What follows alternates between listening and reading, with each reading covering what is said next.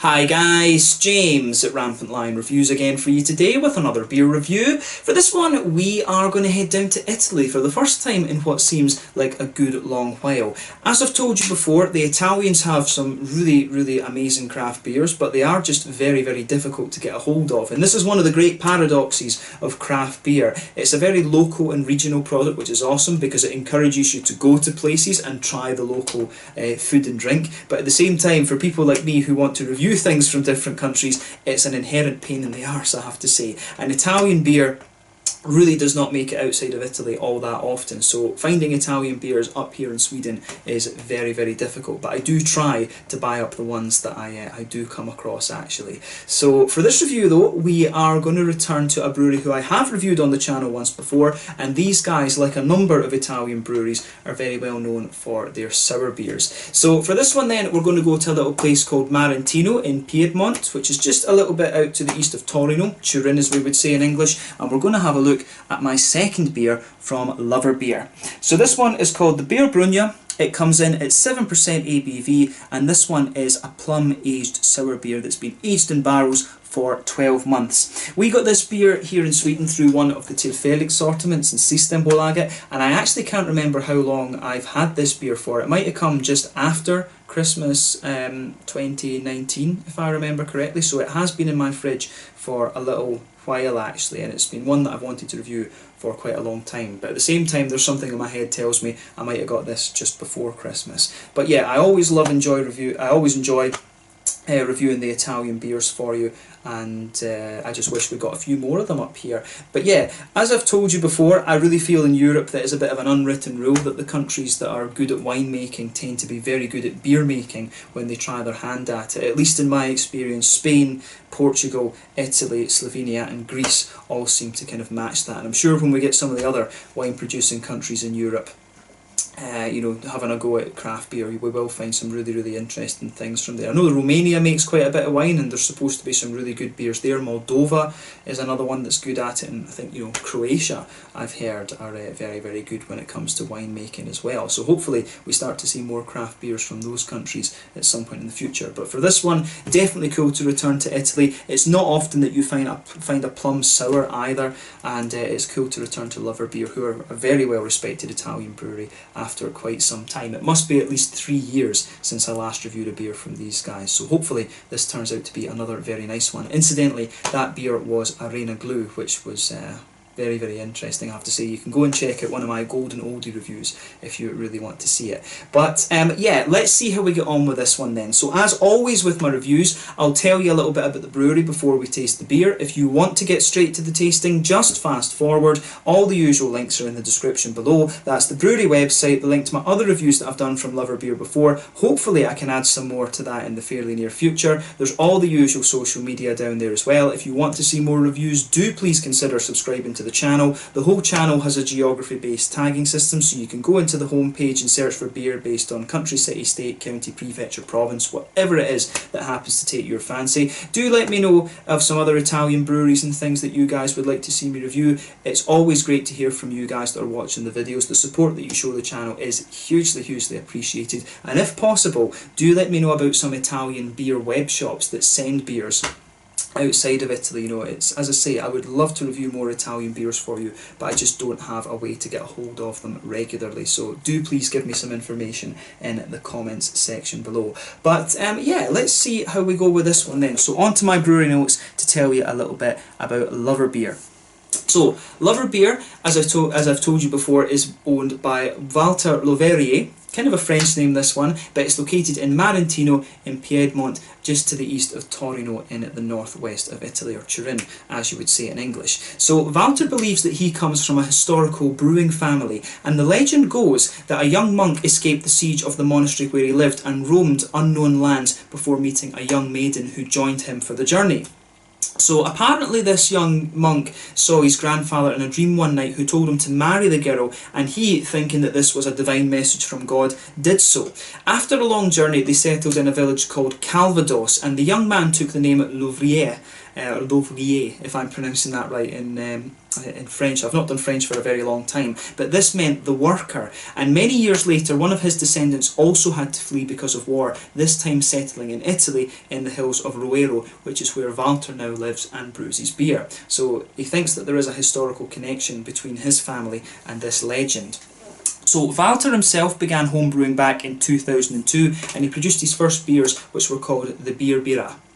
He took his beers to be tasted by various kind of well-known gastronomers in 2004, and he got really excellent feedback from them as well. So this was what really inspired him to turn professional and found his own company. So he likes to try and combine many of the techniques that are used for wine production in producing beer. This is very common in Italy, and you see the same kind of things in other countries as well that are wine producers. This is probably why a lot of the countries that are good at wine production do tend to produce some very, very interesting beers, particularly sour beers. But a number of his beers actually use different varieties of Italian grapes as one of the ingredients. And most of the beers that the brewery produce are sour beers or wild ales. And apparently some people have described these as being very similar to the Belgian lambics. But the brewery are still very, very small. They use a 10 hectolitre system, and this uses a combination of aluminium and wooden vats depending on what beer it is they're brewing. And their beers are available in both 70 centilitre bottles and the 300 and the 37.5 centilitre bottles, so 700 mils or 375 mils, and these are all bottle conditioned as well. They undergo a secondary fermentation in the bottle. But they are not the most prolific brewery in the world, as is the case with a lot of sour breweries. You get different vintages and things like that, and they're always just kind of tweaking the recipes very kind of slowly over time. But as of June 2020, when I'm filming this review for you, Loverbeer have produced 45 different beers, and a lot of them, as I say, have different varieties of grapes in them, and they have got various other different sour beers in there as well. So yeah, that's all I'm really able to tell you about Loverbeer just now. A brewery that are one of the, I think these guys are kind of one of the older craft breweries in Italy as well. I think they started back in around 2005, 2006 originally, so they have been going quite a long time, so they are a very, very well established name. And as I say, we don't get too many of the Italian breweries outside of in the other countries of Europe, but this is one of the ones that I've recognised for quite a few years actually. So I think it's fair to say that these guys are very, very well respected in the kind of sour beer, wild ale category as well. So yeah, as I say, that's all I can tell you about Loverbeer for the moment. If you want to learn more, you can check out the brewery website in the description below. You can follow them on Facebook and Instagram to keep up to date with all the latest goings on, and if you're interested in all the different beers that they've done, you can either check out the website, as I said earlier, or you can look at the Rate Beer, Untappd and Beer Advocate pages to learn more about all those different beers. So yeah, let's get on and actually have a taste of this beer then. Just to tell you one or two little things about this beer. As I said at the start of the video, this one is a it can be 7 to 7.1 or 7.2% plum sour, because as I say, there's extra fermentation going on in the bottle there, and apparently this one is produced using Damashina plums, and then it's aged in the barrels for 12 months. It does have, I'll just let you look at the artwork of this one before we open it up. So there you can see the monk, which is obviously the Louvrier monk that I was talking about, and I think you can see, I'm not sure if that's meant to be Walter there on the label as well, but the artwork, as you can see, is very cartoony and very classic, and there you can see the Louvrier monk on the wee kind of top label as well. But this particular one was brewed back in 2017, so this must mean it was released, or it was kind of bottled in about 2018 actually. So there probably is another vintage of this one available, and you can see it's got this lovely kind of foil cap on it as well. It does actually have the a product description on the back in Italian, but it's been a long time since I did my Italian at school, so I have forgotten it. Io studiando italiano per mio anni finali a scuola, but I can't really remember all that much of it. Like I say, I'd love to get back and study it again, but at the moment, of course, I need to focus on Swedish and Japanese, so Italian will have to wait actually. But I will open up the Untappd page and just let you have a little read, or just tell you a little bit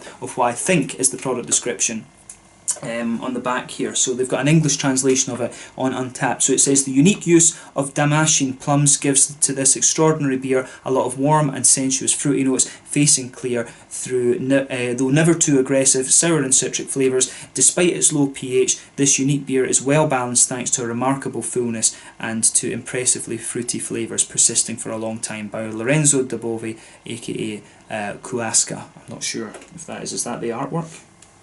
Is that who's done the artwork on this one? Yeah, Lorenzo da Bove. Yeah, maybe he is the one who's done the artwork for these beers. I actually don't know about that. But yeah, as I said, a 7% plum barrel aged sour. This one we can get rid of the Untappd page. For those of you who are interested in the rating though, it is 3.99. So this beer is very, very highly thought of. And as I always say, don't take Untappd as the kind of gospel when it comes to craft beer. But it usually is a very good barometer, so long as there are, you know, maybe about 1,000 ratings or something like that. So yeah, let's get this guy out and we will get on with the tasting. Let me just pull that off. We'll get the wee kind of top part of this off as well.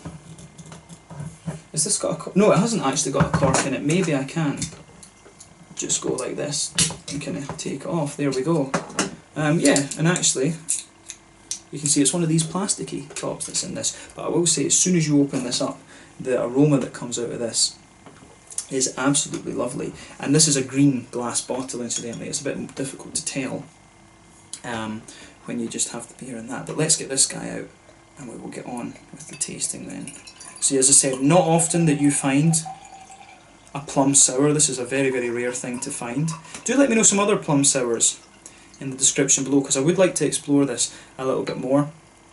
But I have to say, yeah, I'm a great fan of plum flavours.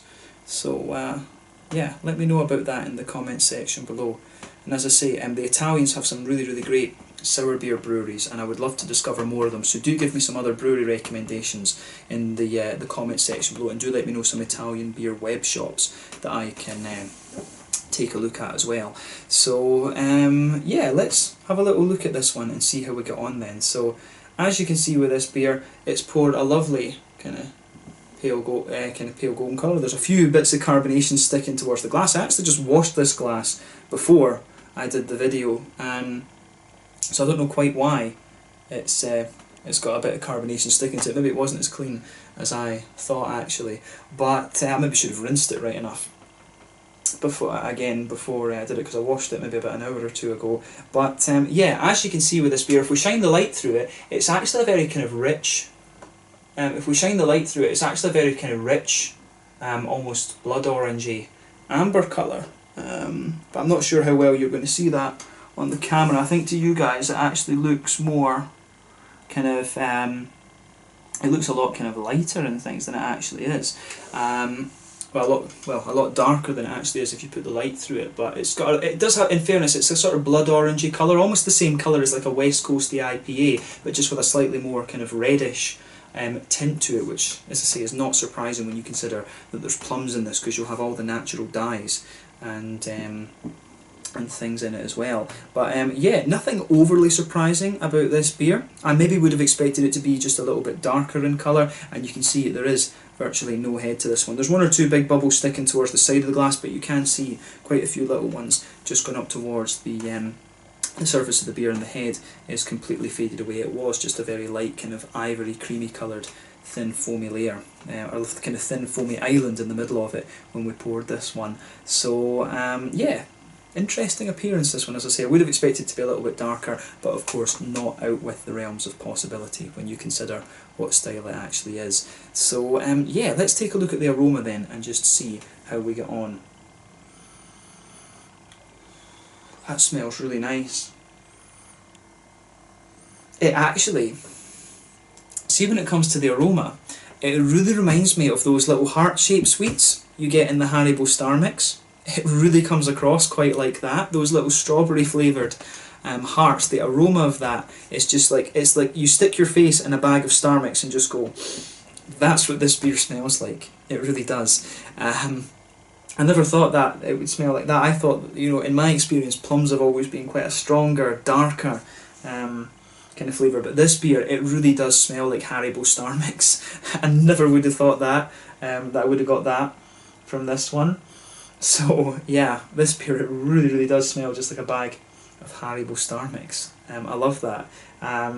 So yeah, for me, you do get that nice juicy plum note in the background, but it's got a lot of a kind of, to me it's got a lot of kind of candied, almost berryish aromas to it, and a little bit of an almost figgy kind of quality. So the plums in this are obviously very kind of complex, and it will be to do with the lactobacillus or Brettanomyces or whatever bacteria it is they've actually used in this one. Does it say exactly what one is in it? No, it doesn't. It doesn't tell you exactly which yeast strain is in it. But yeah, of course, the thing with Lactobacillus and Brettanomyces is that if you have these in your beers, the aromas and things are going to evolve over time. So this isn't really surprising at all, to be honest with you. And of course, some of it will take, the fruitiness will change a little bit with the barrel aging and things too. But yeah, a very candid fruity aroma, Haribo Star Mix all the way. So yeah, juicy little bit of figgy note, that kind of candied strawberry note out of it, and you've got the juicy kind of plums just sitting there in the background. That's one of the most surprising aromas I think I've ever come across on the channel, to be honest with you. I did not expect that in the slightest. I really thought this was going to be a very straight up, very juicy and almost quite dark, plummy smelling beer. I didn't expect it to be this bright and this kind of airy and sweet. So yeah, that's a really interesting point to make about this one. Other than that, I find that there's a nice little bit of grassiness to the beer. It does have a little bit of hop in it.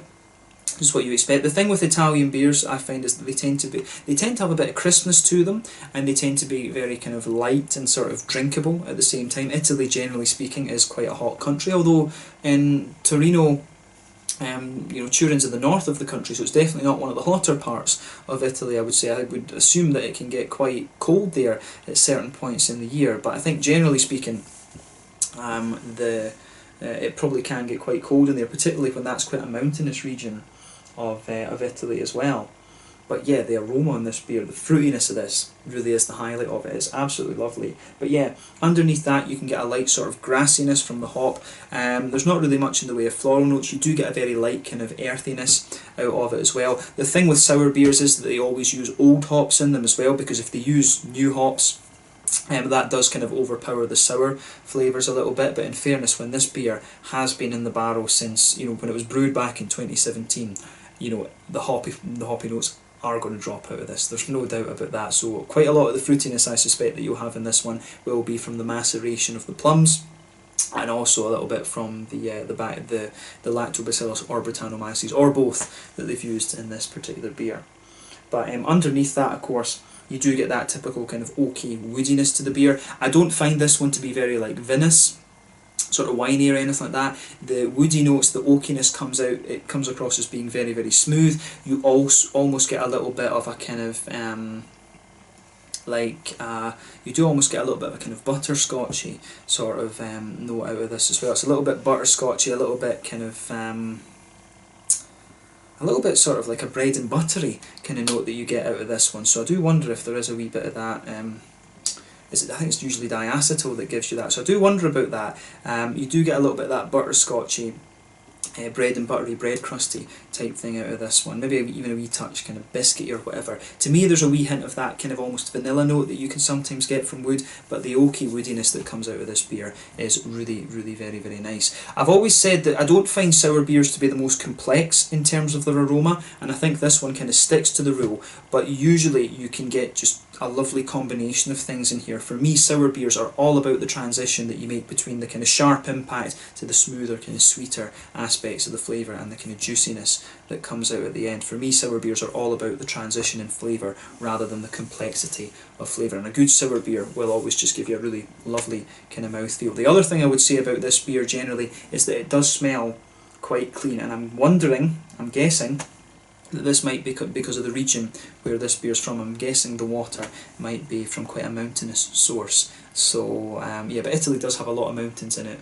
Generally, the Pyrenees, if I remember right, or the Alps will be in that region. I'm probably mixing that up. I can't remember where are the Pyrenees. Probably talking rubbish with that. But yeah, it'll be alpine. Sorry, not the Pyrenees. It'll be alpine water that's coming out of this one. But yeah, take a bit of time and enjoy the aroma of this. Haribo Star Mix all the way, with some lovely kind of woody undertones to it, and a lovely little bit of kind of clean and cleanliness, watery kind of crispness, and a little bit of a grassy, hoppy character as well. So yeah, let's take a bit of time and just enjoy the flavour of this beer then. Let's get on to it. This one is the Beer Brugna, a sour plum ale aged for 12 months from Loverbeer in just outside of Turin in Piedmont in the north of Italy. Let's get stuck into this one. Slange, skål, salute. Definitely cool to return to this brewery and to return to Italy. Salute. Cheers.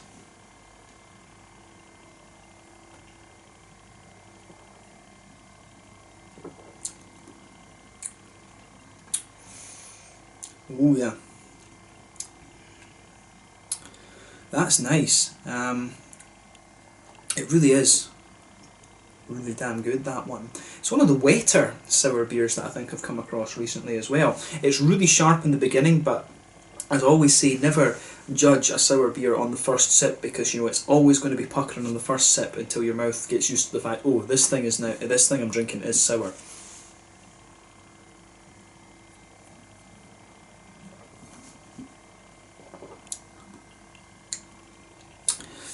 Yeah, that's really very, very nice, this one. It really is quite different to a lot of the other sour beers that I've had. It's a very kind of light feeling and just juicy sour, actually. I have to admit, I would have thought the plum flavours would be a little bit kind of stronger, to be honest with you. But I have to admit, I really, really do like how this goes together. It gets a big thumbs up from me, this one. It's, as I say, the thing with these sour beers is they're not the most complex in terms of flavour, but it's just how they make the transition, and the way this one comes in with its really sharp notes in the beginning, the way it kind of juices up, and the way you get the lovely kind of woodiness out of the beer as well. It's just, it's very, very nice. So yeah, let's try and break the flavour of this one down a little bit for you then, so and describe it properly.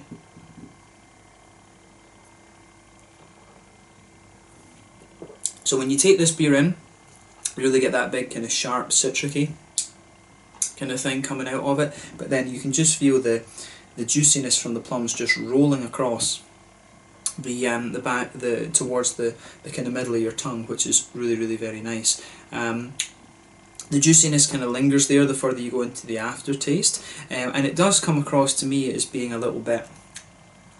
It does come across to me as being a little bit sort of kind of figgy almost, and a little bit of a kind of I do get a little bit of that sort of candied strawberry kind of note out of it as well. The taste really does remind me of the little ring things, the sort of clear and red rings that you get in the Star Mix, as well as the little red heart-shaped we get. It's got a lot of that kind of flavour coming out of it on the fruity side of things.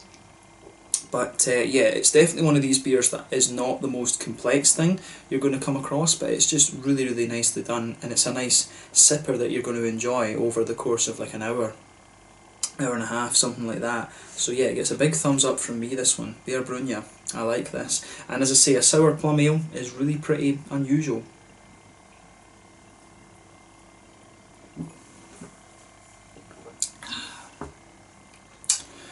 But yeah, it's awesome.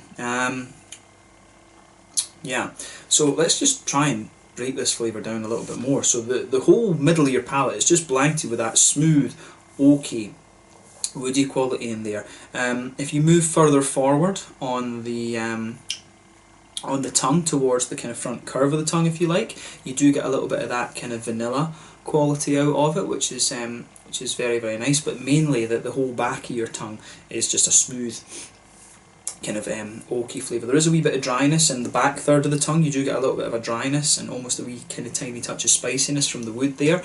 But then in the middle of the palate, in the middle third of your tongue, there's a nice sort of there is a little bit of that kind of butterscotchy, kind of bread and buttery type flavour. It almost does become a little bit like sweet and caramelly in the very centre of your tongue, which will be the boozy elements coming out of the beer, because it is 7%, so there is a little bit of booziness coming out of this one. But yeah, as you move further out from the centre of your palate, you do get it does become gradually more and more woody. The sweetness that you get is really sitting there. There's maybe Is there a wee hint of a slightly nutty-ish undertone to this, but very, very minimal. Maybe if you go to the very centre of your palate and just move forward a wee bit, you will get the tiniest hint of like a kind of nutty quality to this beer. But yeah, you do get a wee bit of that vanilla kind of sweetness just between, if you go to that border between the front third of the tongue and the middle third of the tongue, you do get just a wee bit of slightly vanilla quality to this one as well. So yeah.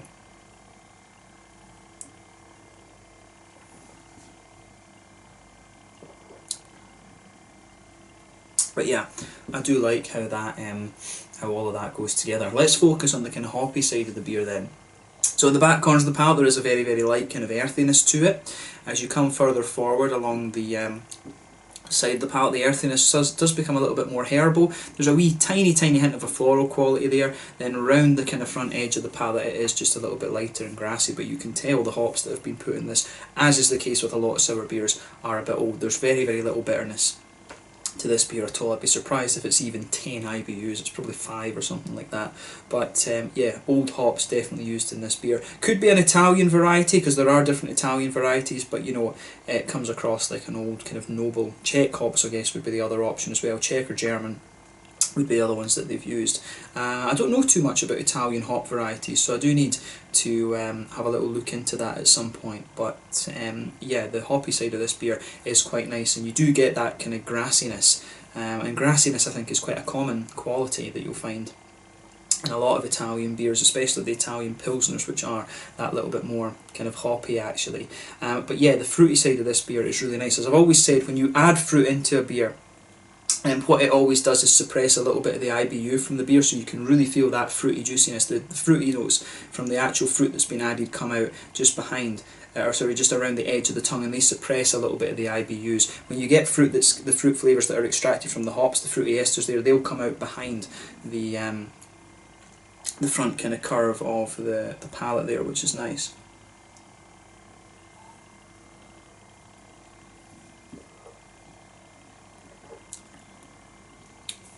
But yeah, you get that lovely kind of, I think personally, I think the plummy notes come out around the edge of the tongue there. You get that slightly, I've always found plums a little bit darker, but I find on the kind of front third of your tongue, it really, you've got a big kind of almost citricy, soury element to it. You've definitely got that to it, but for me, behind the kind of front of the tongue, it's almost a little bit more, you do get a wee bit of the juicy plums, I think, towards the back of that third of your tongue, but for me, the kind of front part of it feels a little bit more sort of figgy, and you get that kind of candied sort of strawberry-ish type aroma to it as well, flavour, sorry, to it as well. I want to say there's almost like a wee bit of a kind of peary thing develops with this one the further you go into the aftertaste as well, and you do get some of the kind of woody notes pushing their way out from further back on the palate as well. So it's really interesting. I think as the flavour develops, it becomes a little bit more peary and sort of woody, but you've got a wee figgy note in there as well. But I find that the sort of darker plummy notes come out